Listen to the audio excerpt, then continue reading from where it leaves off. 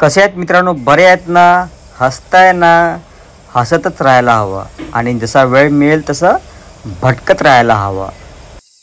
पावसाळा ऋतू होताच पहिल्यांदा प्रश्न पडतो की फिरायला कुठे जायचे. तर ही माहिती तुमच्यासाठी. पावसाळ्यात तुम्हाला फिरायला जाण्यासाठी इगतपुरी हे ठिकाण अतिशय उत्तम असे आहे. या ठिकाणी पावसासह निसर्गाचा आनंद घेऊ शकता. कुठे आहे?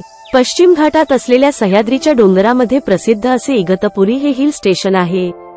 मात्र पावसाळ्यातही अनेक पर्यटक येथे जात असतात.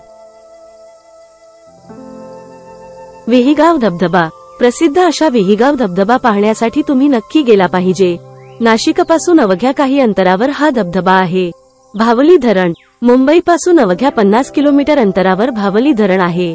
दरवर्षी अनेक पर्यटक येथे येत असतात. भातसा नदीचे खोरे. इगतपुरीला जाताना भातसा नदीचे खोरे तुम्हाला पाहायला मिळेल. पावसाळ्याच्या दिवसात हा परिसर संपूर्ण हिरवाईने सजून जातो. सांधण व्हॅली.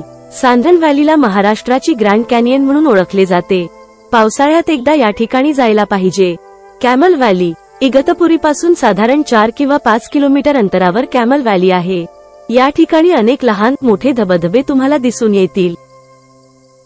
जर ही माहिती आवडली असेल तर कृपया या चॅनेलला सबस्क्राईब करा आणि लाईक करा.